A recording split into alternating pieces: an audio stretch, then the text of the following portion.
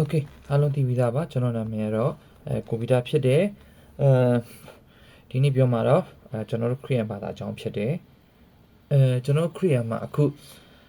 တော်တော်များများပေါ့နော်ခုနောက်ပိုင်းမှာခရီးယန်ဘာသာဝင်တွေအများကြီးအလိန်ခံထားရတာရှိတယ်ကျွန်တော်ဘာသာကြီးနဲ့ပတ်သက်ရင်ပေါ့နော်ထို့အပြင်ဘာတွေထက်ရှိသေးလဲဆိုရင်ဒီဘာသာရေးမှာဒါခရီးယန်ဘာသာမှမဟုတ်ဘူးတချို့ဗုဒ္ဓဘာသာတွေကာမအစာမွတ်စလင်နောက်ဆုံးဘာသာမဲ့အထိဖြစ်နိုင်နေပေါ့နော်ခရီးယန်ဘာသာနဲ့ပတ်သက်ပြီးအလိန်ခံထားတဲ့အချက်တွေရှိတယ်အဲ့ဒါဒီကျမ်းမာချမ်းသာဒေသနာဆိုတဲ့ဒီမှတ်မိကြမယ်နဲ့တူတဲ့ဦးဒေးဗလာတို့ပေါ့နော်အခုလက်ရှိဆိုဟိမင်းသူတို့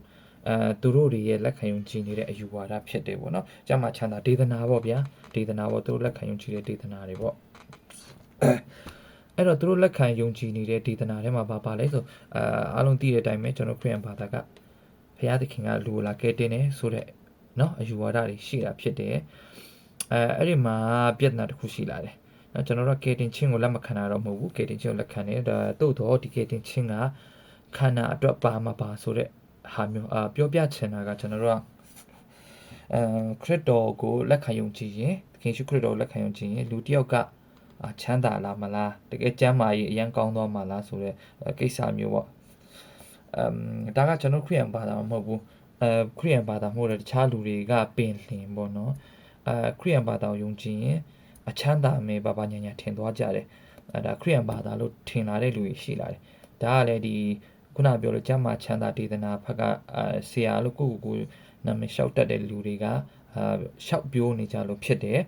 เนาะအဲ့တော့ကျမ်းစာထဲမှာလူကိုဘုရားသခင်လာခဲ့တယ်ဆိုတာတော့အများကြီးအဲ့ဒီထဲမှာမှခန္ဓာကိုယ်တွက်ပါတယ်ကျမ်းမာမယ်ချမ်းသာမယ်အောင်မြင်မယ်ဆိုတော့သဘောတရားနဲ့နည်းနည်းခက်ဆင်ဆင်ရှိတဲ့ကျမ်းပိုက်တွေရှိတယ်သူတို့ကအဲ့ကျမ်းပိုက်တွေကိုယူပြီးတော့မှသခင်ယေရှုခရစ်တော်ယုံကြည်မင်းတို့ဆင်းရဲဒုက္ခကနေလွတ်မယ်ငါလှင်ပေးကနေလွတ်မယ်မုန်တိုင်းပေးကနေလွတ်မယ်ဒီလိုမျိုးပေါ့နော်တထင်းကြီးဖြစ်မယ်အခုလက်ရှိအကျွေးတွေကြေမယ်အဲ့လိုလိုပုံစံနဲ့ရှောက်ပြီးတော့မှတရားလိန်ဟောတာဖြစ်တယ်အဲ့ကျတော့ဒါခရစ်ယာန်ဘာသာမှမဟုတ်ဘူးဘာသာဝင်တွေမှမဟုတ်ဘူးခရစ်ယာန်ဘာသာမဝင်ထားတဲ့တခြားဘာသာခြားတွေအနေနဲ့ကလည်းခရစ်ယာန်ဘာသာအဲ့လိုမဟုတ်ဘူးဆိုတာသိဖို့အရင်လာပြောတာဖြစ်တယ်ဒါဆိုမကယ်ဘူးလားဆိုတော့ကယ်တယ်ဘာကိုကယ်တာလဲဆိုတဲ့ဟာလေးပေါ့ဥပမာကျွန်တော်တို့ခရစ်ယာန်မှာသခင်ယေရှုခရစ်တော်ကိုလက်ခံယုံကြည်ရင်ထာဝရအသက်ရတယ်ဆိုတဲ့ဟာမျိုးပါတယ်တကယ်လို့ဒါကြီးကခန္ဓာကိုယ်ကိုလာကယ်တယ်လို့ပြောရင်ကျွန်တော်တို့တွေမအိုမနာမသိဘဲနဲ့ဖြစ်သွားမှာဖြစ်တယ်အဲ့တော့ခရစ်ယာန်ဘာသာဝင်တွေအကုန်လုံးပင်လင်သေတယ်နာတယ်ဥသွားကြပဲသဘောတရားကဒီခန္ဓာကိုထာဝရအသက်လာပေးတာမျိုးမဟုတ်ပါဘူးဝိညာဉ်ကိုလာပေးတယ်ဗောနော်တနည်းအားဖြင့်ဒါကြောင့်ကျွန်တော်ခရစ်ယာန်မှာဆိုရင်ချမ်းစာကိုလေ့လာရင်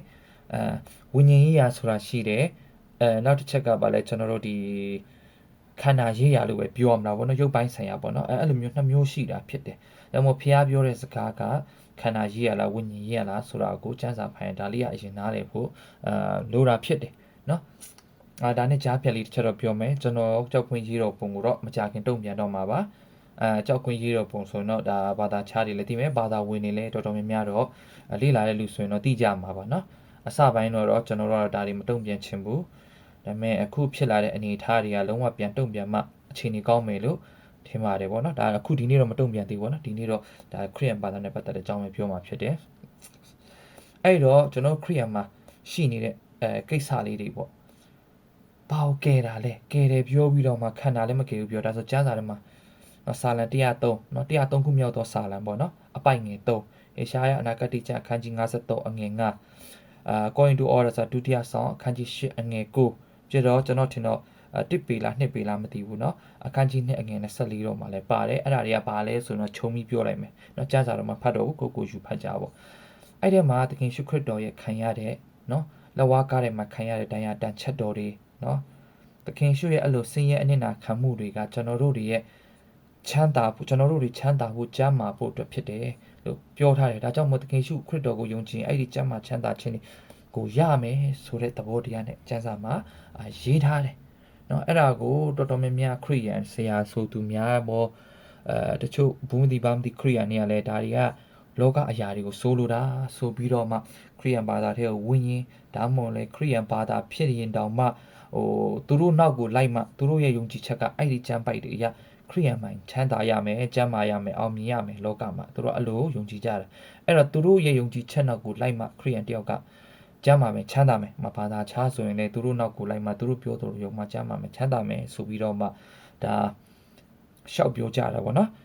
ဟုတ်ပြီဒါဆိုရင်ကျမ်းပါမယ်ချမ်းသာမယ်လို့ပြောနေတာပဲဝိညာဉ်ရေးရခန္ဓာရေးရမှာမပြောထားတာဆိုရင်ကျမ်းစာထဲမှာထပ်ကြည့်မယ်ဆိုရင်သခင်ရှုကိုယ်တိုင်ပြောထားတဲ့စကားရှိတယ်ငါပြောသောစကားကဝိညာဉ်ဖြစ်တယ်ပေါ့နော်ဒါပေမဲ့ဒီစကားတစ်ခွန်းလောက်နေတော့အတိအကျတော့အကုန်လုံးကိုပြောလို့လုံလောက်မှုတော့မရှိဘူးဟုတ်ပြီဒါကိုလုံလောက်မှုရှိအောင်ကျွန်တော်ဓမ္မဟောင်းကျမ်းနေရတာအစပြန်လေ့လာရင်တွေ့ပါတယ်အကုန်လုံးတော့မပြောသွားဘူးအကုန်လုံးဆိုဒီနေ့ဗီဒီယိုပြီးမှမဟုတ်တော့ဘူးပေါ့နော်အဲ့တော့ကျွန်တော်ပြောလို့ရမယ်တချို့ပူကောင်းမယ်ထင်တဲ့တမိုင်းကြောင်းလေးတွေပြောပြပါမယ်ဒါကတော့ဒါဝိဒ်ဖြစ်တယ်နော်ဒါဝိဒ်ဆိုတာကကျွန်တော်ပြောမယ်ဆိုရင်ဓမ္မရာဆိုရင်ချုပ်ပထမဆောင်အခန်းကြီး16ပေါ့နော်ဓမ္မရာဆိုရင်ချုပ်ပထမဆောင်အခန်းကြီး16မှာတွေးလိမ့်မယ်ဒါဝိဒ်နဲ့ဘုရင်ရှောလူအကြောင်းရှင်းပြောရမယ်ဆိုဘုရင်ရှောလူကဖျောက်သစ္စာဖောက်သွားတယ်ပေါ့ဗျာအဲ့တော့ဒါဝိဒ်ကဘုရင်ဗိတ်တွေကိုခံရတယ်အဲ့တော့ရှောလူသစ္စာဖောက်တဲ့ရှောလူစီမှာဘုရားသခင်ကစိုးတဲ့ဝိညာဉ်ကိုဆေလွတ်တဲ့ကြောင့်ဒီရှောလူကဝေဒနာကိုခံစားရတယ်ရှောလူဆိုတာကအဲ့ခေတ်ကဘုရင်ဖြစ်တယ်နော်ဘုရင်ကအဲ့ကမှာတကယ်ဝိနာခံစားရတယ်မကြမ်းမှာဖြစ်တယ်ဆိုဘုရင်နေဆိုတော့စေဝါသုံးဆွေးမှုကအကောင်းဆုံးကိုပဲသုံးတာဖြစ်တယ်သဘောတရားကကျွန်တော်လေ့လာကြည့်မယ်ဆိုစဉ်းစားကြည့်မယ်ဆိုသူစေဝါနဲ့မပြောက်တော့ဘူးဆိုတဲ့အနေအထားမှာရှိတယ်နော်စေဝါနဲ့ကုလို့ပြောက်တဲ့ယောဂါကိုလာကုပေးတာမဟုတ်ပထမတစ်ချက်เนาะဒါလေးနားလည်ဖို့လိုတယ်เนาะဘာကြောင့်လဲဆိုကျွန်တော်ထပ်ရှင်းပြမယ်เนาะအဲ့တော့သူ့ကဘယ်အချိန်မှာပျောက်သွားလဲဆိုရင်ဖျားရွေးကောက်ခြင်းခံရတဲ့ဒါဝိဒ်ကနားတော်မှာသူ့စီမှာဆောင်းလာတီးပေးလိုက်တော့ဒီဆောင်းတန်ကိုကြားလိုက်မှာပဲသူကဒါဝိဒ်ကတီးတဲ့ဆောင်းတန်ကိုကြားမှသူ့ရဲ့ဝေဒနာပျောက်သွားတယ်အဲ့ဆိုးသောဝိညာဉ်ထွက်ပြီးပျောက်သွားတာဖြစ်တယ်နော်ဟုတ်ပြီဒါလေးကပထမအချက်ဒုတိယအချက်ကကျွန်တော်တို့ယောဘဆိုရင်လည်းသူ့ရဲ့အသက်တာကိုကြည့်ရင်ကျွန်တော်တို့သိမယ်ယောဘကသူကဖြောက်မှတ်တဲ့လူလို့တော့ကိုကျမ်းစာထဲမှာဘုရားသခင်ပြောထားတာပုံမှန်ဆိုရင်ဘုရားသခင်ပဲလူလောကမှာဘူးမှမဖြောက်မှတ်ဘူးလို့ပြောထားတာဖြစ်တယ်ဒါပေမဲ့เนาะဒီယောဘကိုကျတော့ဘုရားသခင်ကဖြောက်မှတ်တယ်လို့ကိုသတ်မှတ်ထားတာဖြစ်တယ်ဟုတ်ပြီဒီဖြောက်မှတ်တဲ့လူကเนาะဒီဘုရားသခင်ကိုယုံကြည်တဲ့လူကဆင်းရဲဒုက္ခဘလောက်ရောက်သွားလဲဆိုတော့ဘုရားသူ့လမ်းနှောက်ရှက်မဲ့စာတန်ကဘုရားသခင်စီမှာအခွင့်တောင်းလို့သူကအခွင့်ပေးလိုက်တယ်အေးလို့နောက်ဆုံးတော့သူ့အသက်ကိုပဲအတူချုံပြောရင်မသေးစေနဲ့ဆိုတဲ့အဆင့်ထိစုံစမ်းနောက်ဆက်ခွင့်ကိုပေးလိုက်တယ်စာတန်ကနှောက်ရှက်မယ်ဆိုတော့နှောက်ရှက်တယ်နောက်ဆုံးတော်တော်ဆိုးဆိုးဝါသားသမီးတွေเนาะအသေးတယ်မိန်းမသေးတယ်အမိန်းမသေးတယ်မြတ်သားသမီးတွေသေးတယ်စီးစိမ်အကုန်ပြုတ်တယ်တကူလုံးအနာစိမ့်တွေပေါက်တယ်ဒါတော့ဒုက္ခရောက်သွားတယ်ဒါပေမဲ့ဘုရားသခင်ပေါ်မှာတော့သူအတူချုံနေပြောမယ်ဆိုစက်ယုံကြည်နေသေးတယ်နောက်ဆုံးမှာကျတော့သူကနှစ်ဆတော့ကောင်းကြီးเนาะဒီလောကရုပ်ဝတ္ထုပိုင်းဆိုင်ရာကောင်းကြီးမင်္ဂလာကိုနှစ်ဆတော့ကောင်းကြီးမင်္ဂလာကိုခံစားရတဲ့အပြင်သား9ယောက်နဲ့သမီး3ယောက်ထပ်ရတယ်အဲ့မှာသူ့ရဲ့သမီးတွေကတတိုင်းတပြည်နေလုံးအဲ့ထက်အဲ့ဖက်မှာသူ့သမီးတဲ့ချောတဲ့လူတော်မှမရှိတော့ဘူးအဲ့လောက်ထိတော့သူကောင်းကြီးခံစားရတယ်ပေါ့ဗျာတူချုံနဲ့ပြောမယ်ဆိုရင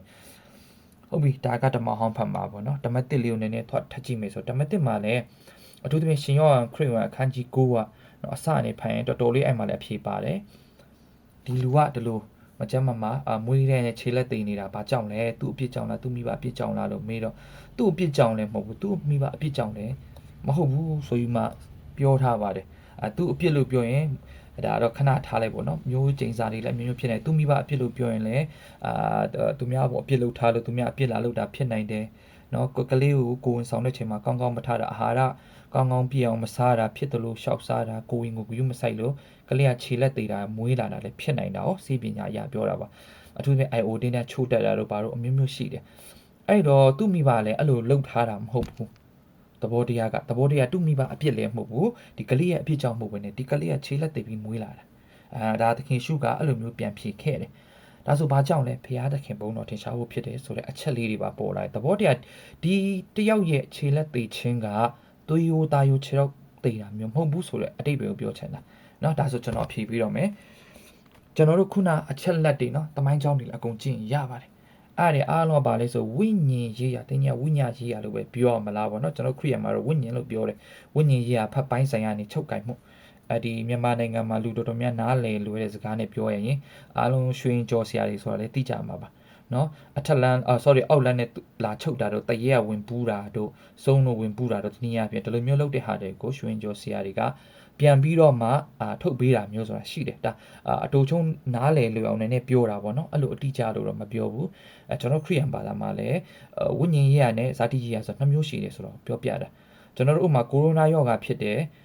ကိုရိုနာယောဂဒါသူယိုတာယိုယောဂဖြစ်တဲ့ဟာမျိုးပေါ့နော်အဲ့ဒါကိုရွှေင်ကျော်ဆရာတွေစီမှာတော့ကူလို့မရပါဘူးစင်ပိုင်နေဆန်ကိုရိုနာယောဂနှဆိုထွက်ဆန်းတရေကိုရိုနာတရေထွက်ဆန်းဆိုတာမရှိပါဘူးပေါ့နော်အဲ့တော့